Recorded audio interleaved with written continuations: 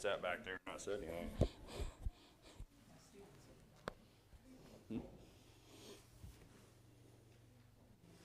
All right, we're in Judges chapter 6 today. Talking about Gideon. So last week we finished up, where did we get to? Where's Barb at this morning? Margie's got it. Uh-oh. Let's see, I can figure it out pretty quick. Let's see, we got to...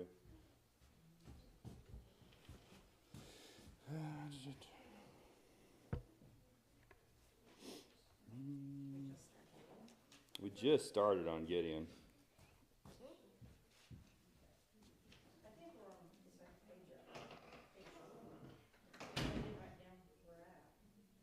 I know we'd gotten to the end of your guys's. No, we didn't. That was on Revelation. No, we got farther than that. I have Valor underlined in chapter 6, verse 12, so unless that... Okay. Yeah. I think you're right. I thought we'd got into talking about Gideon. So. I wrote down 6 and 13. 6 and 13. So we've narrowed it down to verse 12 and 13. That's where we'll start. All right, so we're looking at Gideon, and of course in verse 11, of course, going back, the Midianites are now the oppressor of Israel. And so when we look at the Midianites, they were also got help from, where is it at? Yeah, where's that verse of that? They get help from other nations to oppress them. But anyways, Israel was hiding in caves, right? So when we talk about the mountains, this is the mountainous areas through here. There's mountains through here. And really it kind of seems like that, because the Amorites are from this area over here. And of course we talked about how Israel had went through this area at one time, then during the time of Moses. So they've been longtime enemies, and they fought against them and defeated them in that time. And so we're going to see later that they're going to cross over the Jordan, the Amorites, the Midianites, sorry, not the Amorites. The Midianites will cross the Jordan, and they're going to oppress that area. Now, as we see, as Gideon starts to gather the people to fight, it's going to be the tribes that are on this side and the half-tribe of Manasseh that's on the other side. And they're going to be a part of that fighting. And so we're on the eastern side of Israel in the fighting that's going on.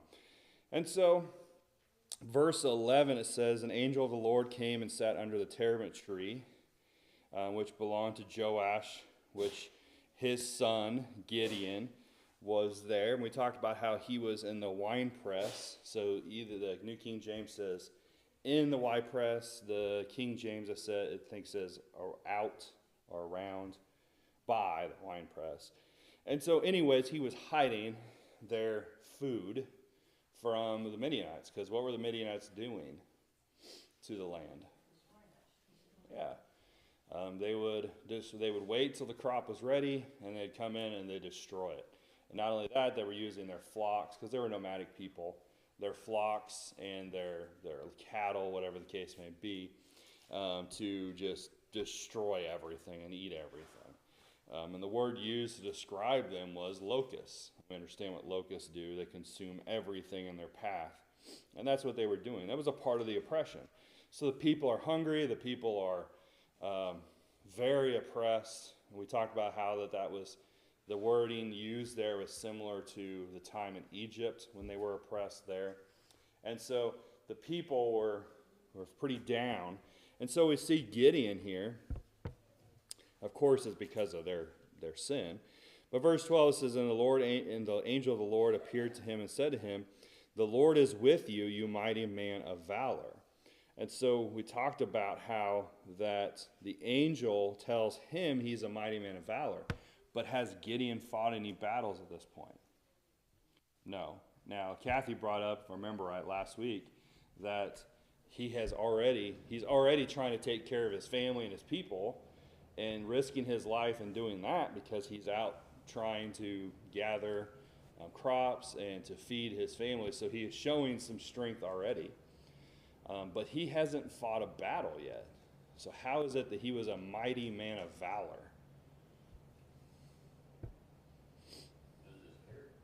Okay, his character, God knew who he was going to be and what he could do.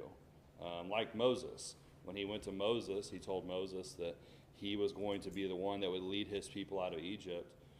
Moses didn't think he was the person, right?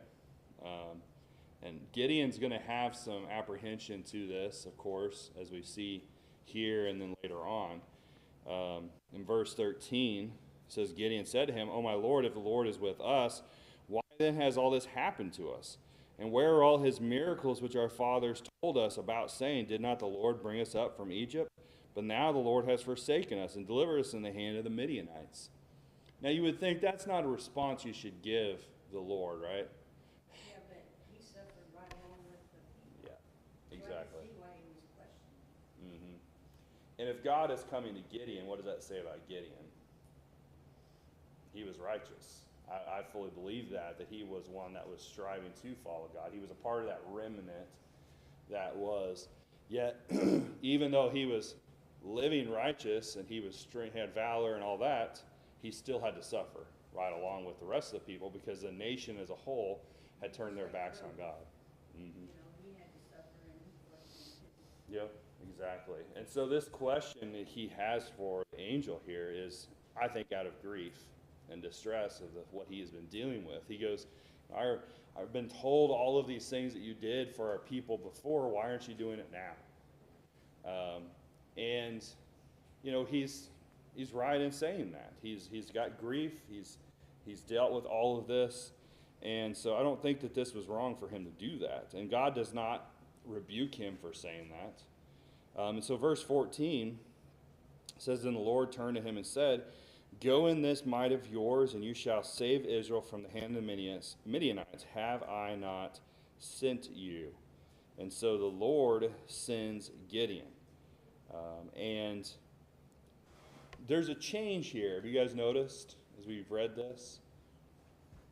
So verse 11, verse 12, it says, And the angel of the Lord appeared to him. But notice verse 13, he says, "Oh my Lord." And verse 14, then the Lord turned to him. Who is Gideon talking to? God. He's talking to Yahweh or the Lord. I think that is interesting because Gideon's going to recognize this soon of who he's talking to.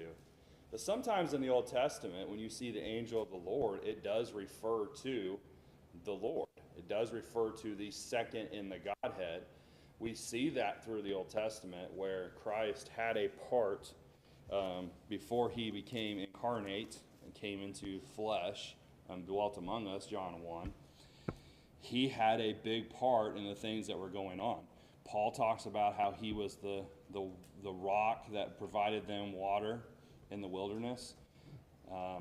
And so here, it's not every time you see the angel of the Lord that represents the second in the Godhead, but many times it does. And, you know, the New King James capitalizes angel of the Lord. What does the King James or other versions do?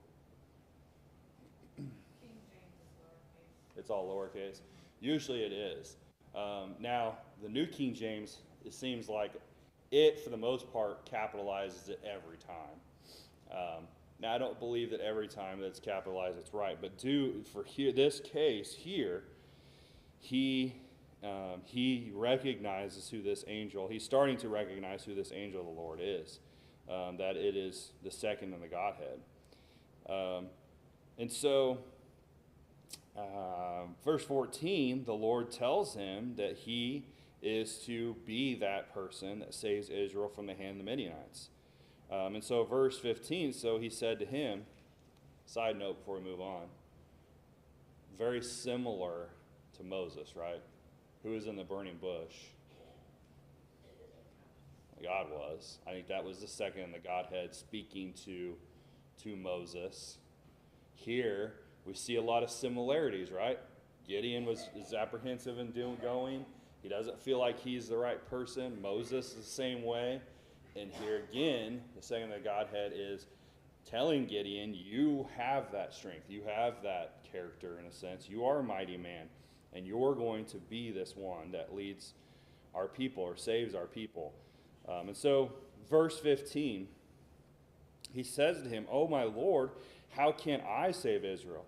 Indeed, my clan is the weakest in Manasseh, and I am the least in my father's house." What does that sound like?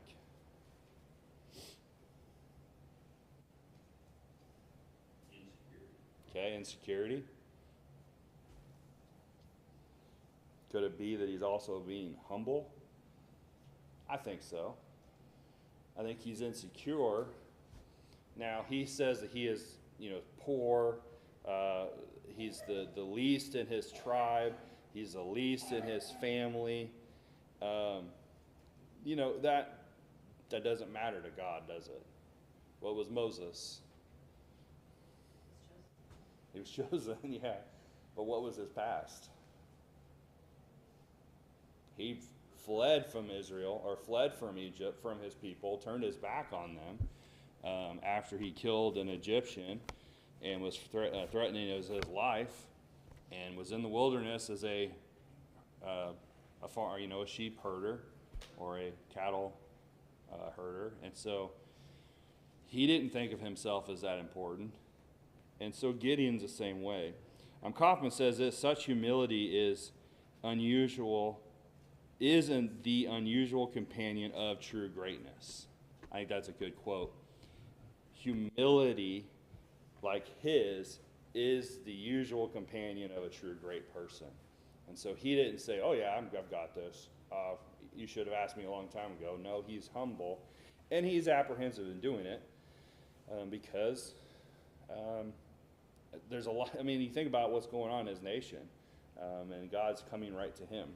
And so verse 16 says, "And the Lord said to him, surely I will be with you, and you shall defeat the Midianites as one man.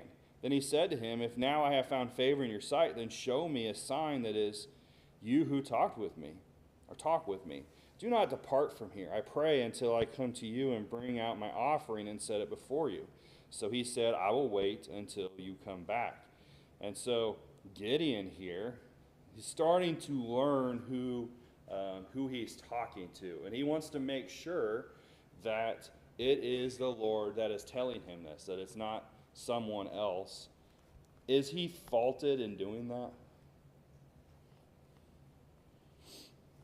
Is he faulted in wanting a sign or wanting to be shown or prove to him who he was talking to? Make sure he's not talking to a false prophet. Yeah, it could have been. Could have been any, I don't know what the angels looked like.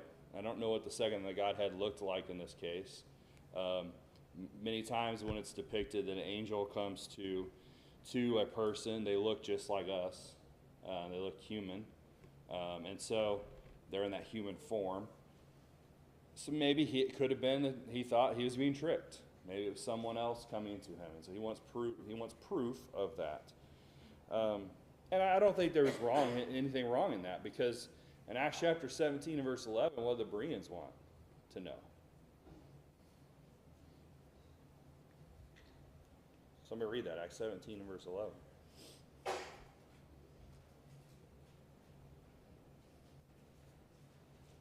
These were more noble than those in Thessalonica, in that they received the word with all readiness of mind and searched the scriptures daily whether these things were so. Okay, the Bereans had the apostles standing right before him and speaking to them, yet they were trying to make sure that what he was saying was true. And so Gideon's not faulted in that. And I think we can say that is a great thing for him to want to prove what is being said was true and was from God. And so the Lord tells him that you are going to defeat them as a single man. Does that mean he himself, as one person, kind of like Samson, was going to defeat thousands of people or hundreds of people? No, I think that's a figurative message stating that it's going to be like one person. Now, as we know by reading ahead, what's God going to do with his army? It's going to be small. He's going to use a small force to take on a mighty force and defeat them. And so I think that's just showing us what's going to happen later. It's not him individually, but it's saying that it's like one man. It's a small force is going to take on this mighty force and destroy them. And so he then tells us in verse 18, he requests, do not depart from here, I pray, until I come to you and bring out my offering and set it before you. And he says, I will wait until you come back. The King James uses the word present, I think, doesn't it? So he says, I have a present for you. Well, as we read on, the New King James says offering. Many definitions of that word means a meat offering. So is he bringing an offering as an offering to God that he was going to burn as an offering to God? I don't think so, because the context here as we read, he's really just bringing him food. And so I thought he was doing it out of respect. he was in the sense he was going to treat him to some food and bring it back to him and take care of him. And so that the present there I could fit within that, I think. The offering, I don't know if offering is the best word that's used there. It's going to be turned into an offering in a sense, as we see. But he's going to bring meat. He's going to bring bread. He's going to feed the angel of the Lord here, or the Lord. And so verse 19 says, so Gideon went in and prepared a young goat and unleavened bread from an ephah of flour. The meat he put in a basket, he put the broth in a pot, and he brought them out to him under the terebinth tree and presented them. So he prepares this food, and he's taking it out to this angel. What is a hot commodity at this time? Food. So you think about that. Gideon he's doing everything he can to hide food that he's using to feed people. Their food is very minute. They don't have a lot. Yet he was concerned about making sure that he fed this angel at this point, or the Lord, that was sitting there in front of him. And so it says a lot about him. He was, I don't know what the word I want to use. He is hospitable, let's say that. All right, so then verse 20 says, an angel of the Lord said to him, take the meat and unleavened bread and lay them on this rock and pour out the broth. And he did so. And the angel of the Lord put out the end of his staff that was in his hand and touched the meat and the unleavened bread, and fire rose out of the rock and consumed the meat and the unleavened bread, and the angel of the Lord departed out of his sight. And so here he sees this miracle. And so he touches the food, it was consumed, and then it became really like an offering that was consumed up to God. And once this happened, the angel disappeared. And now Gideon understands who was there, and he understands that this was from God. Very similar to what happens in the New Testament, right? When a messenger of God before the Bible was written, when they would go and to speak and tell people about God's word and the gospel, they would confirm it with miracles. And so the message here was being confirmed with miracles. Once Gideon saw this miracle happen, he knew this was from God. I am going to be that person that God wants me to be, and I'm going to do it. And so that just confirms what he needed to know. Now, you would think this would be the last time Gideon would question the message, but he doesn't. He questions it again, and I don't feel like he's wrong in doing that for sure. All right, so I don't think we've read this part. So we want to read verse 22 through 27. Now Gideon perceived that he was the angel of the Lord. So Gideon said, Alas, O Lord God,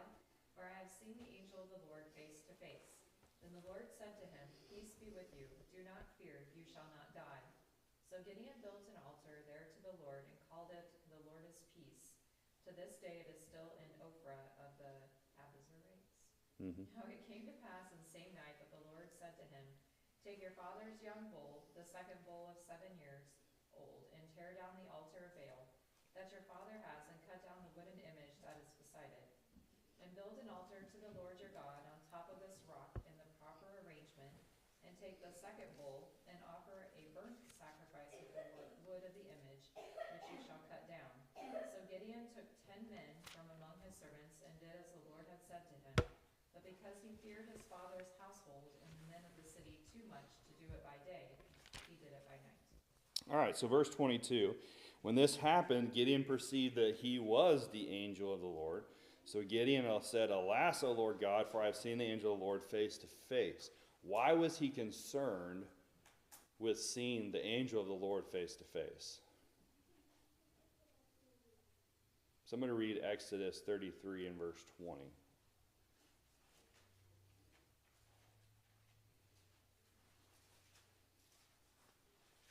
But he said, You cannot see my face, for no man shall see me and live. Okay, so no one can see the Father and live, right? And so he remembers that, and yet here it's still saying the angel of the Lord. But we have seen an angel of the Lord come to many different people in the past, and not one of them was concerned with the fact of seeing that angel's face. Moses was the only one who was concerned with that to this point. That's because God was in his presence. So what was Gideon figuring out here about this angel? It was God. And so he was concerned that since he saw this angel face to face, that he would die. Well, I think that refers to the Father. It's because what Jesus says. Somebody read John 14, verse 8 and 9.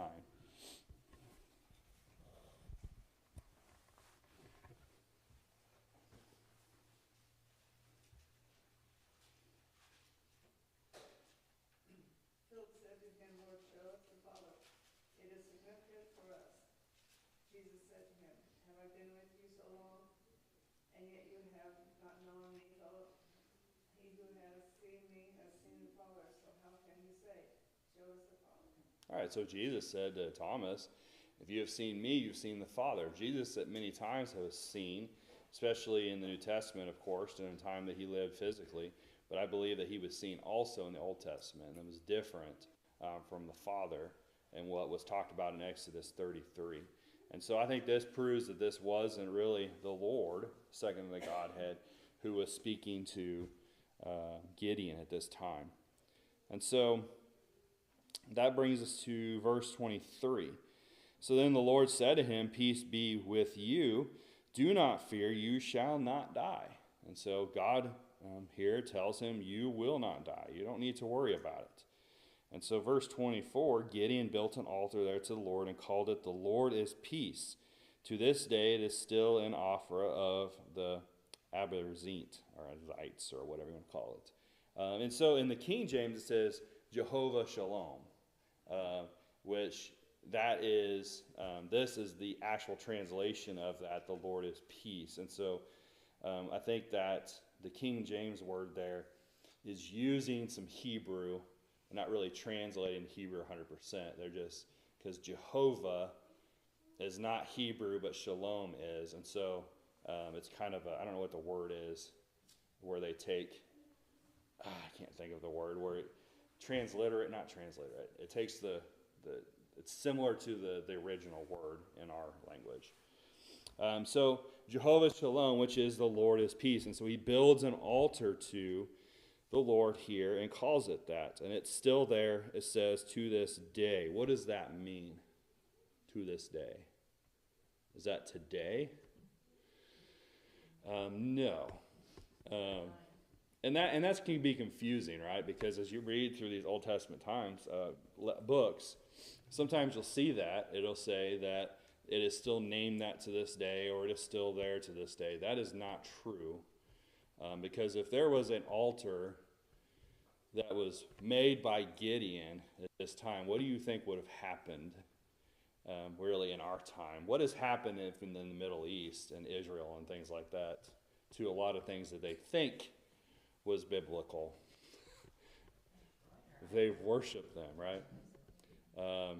And they turn it into an idol, basically. So if there was still an altar there today, like this, I think it would definitely be worship. No, that means that when the writer was writing this book, it was still there. And so just remember that as you go through the Old Testament, because sometimes it can be confusing when you see that. You'll see it a lot. All right. So verse 25 says, "Now it came to pass that the same night that the Lord said to him, 'Take your father's young bull, the second bull of 7 years old, and tear down the altar of Baal that your father has, and cut down the wooden image that is beside it.'" And so he is told to take this young bull and this other bull that is 7 years old. I think that's interesting that he has a bull that is still is that old. Let's say that. So they must have found a way to hide some of their livestock from being destroyed. To be able to have a bull that is 7 years old. And so they're to take these bulls and go to the altar of Baal and to use them really to take down the altar. And then it says to cut down the wooden image that is beside it. Now the King James says groves. If you remember, what does groves stand for? We talked about this, I think, in the beginning of our study of Judges. The worship center. Okay. So it's that worship center. And so the groves would be a place where they would go to worship. Also, a lot of times that use of that word groves was the female of the Baal gods. And so what is talked about here is he was tearing down the altar to the female god, so Baal and the female side, but then taking down their place of worship. Wasn't Gideon's father an idolater? I mean, didn't he believe in the idols and all that stuff? I don't know. Where did you see that? I don't know where I got that. Okay. I just thought that. What, Balaam. yeah, who is his father? His father is Joash. Okay, that's where I got it. But I don't know where. He belonged to Joash the Abiezrite, his son Gideon. And so, I don't know. I don't think so. I don't remember anything about Joash being serving, because we're going to see later that some more of Gideon's family stand up with him to fight in the beginning, before he even calls the other nations. If you find it, let me know. Okay. But we see here he was told to tear down this altar, and so he does. And this place of worship. And so verse 26 says, "And build an altar to the Lord your God on top of this rock in the proper arrangement, and take the second bull and offer a sacrifice with the wood of the image that you've cut down." So that's really a slap in the face to their God, right? He was to tear down the altar, tear down the place of worship, take the wood, because it's made out of wood, build an altar out of stone, and burn that altar upon that, or burn those images upon that altar. I think about Jeremiah, right? Jeremiah says, "The foolishness of a man who goes and cuts down a tree, he makes the wood for his fire and to warm himself, to cook his food, and he makes an image out of it." Well, this is in reverse. What Jeremiah talked about. Gideon is showing them that wood image is just nothing but kindling for a fire. And so then he was to take that second bull and offer it on the offering to God. And so Gideon took, verse 27, men from among his servants, and did as the Lord had said, but because he feared his father's household and the men of the city too much to do it by day, he did it by night. And so instead of just doing it right there during the day, which would have been a problem for him, he would have had to fought people off to do this, he did it at night. Now it does say there, as Kathy's talking about, that he feared his father's household. Not sure why it states that, because later Joash will stand up and pretty much say something pretty wise about the fact that if this altar really is true, or this image, that it would protect itself, and it didn't. And so maybe it's the fear of his household, because of the fact that these men would go tell on Gideon. And that's going to happen because somehow these 10 men and Gideon were the only ones that knew who did this, and somehow they figured out how it was Gideon. Well, in verse 25, it's telling him, take thy father's young bull, even the second bull, from 7 years old, and throw down the altar of Baal that thy father hath, and cut down the grove that is by it. So his dad had it altar of Baal.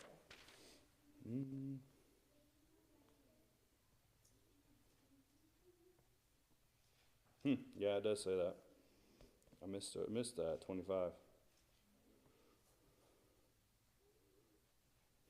You're right.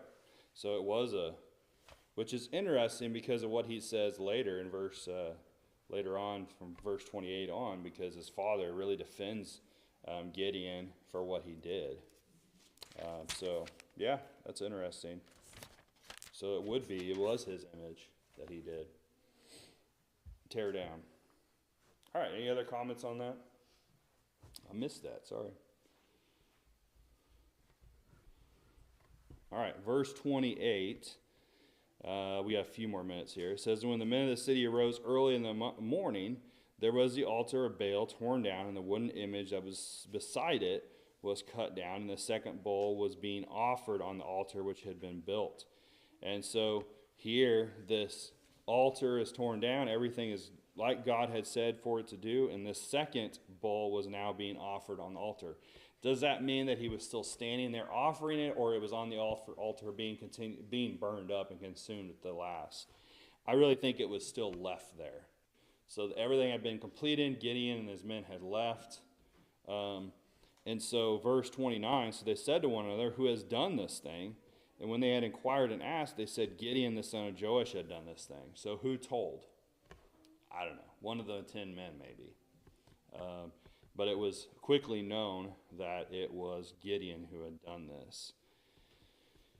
Verse 30, then the men of the city said to Joash, bring out your son that he may die, because he has torn down the altar of Baal, and because he has cut down the wooden image that was beside it. But Joash said to all who stood against him, would you plead for Baal? Would you save him? Let the one who would plead for him to be put to death by morning. If he is a god, let him plead for himself, because his altar has been torn down. Really, it's a pretty wise statement made by Joash. Joash is protecting his son, of course, but he states, if he is a god, if he really is true, why do you need to plead for him? Why do you need to stand here and plead for him? You think about that. They are saying that a non-deity or a mortal person needs to plead on behalf of the immortal. It needs to protect the immortal. That doesn't make any sense. If he is truly a god, Baal would be able to protect himself. It reminds me of the time of Elijah, right? When Elijah on Mount Carmel, very similar thing there. If Baal is true, then he will be able to burn this offering, be able to consume it with fire. Fire come down from heaven, but he couldn't because it's false. And so it's interesting, Joash's statement there. And not even that, he says, if Baal was a real god and one of you are trying to protect him, he needs to be killed because he's foolish. and so it just doesn't work. It's not logical. And so therefore, verse 32, on that day he called him Jerubbaal, saying, let Baal plead against him, because he has torn down his altar. And so Jerubbaal means let Baal contend. And we're going to see that name in chapter 7 again. He's going to be called Jerubbaal again. And he just gets that nickname. He's given that name for what he did. All right, so we're out of time. Verse 31. We'll pick up here in verse 31. and we'll finish out the chapter next week. Any more comments on anything? All right, thank you guys for your time.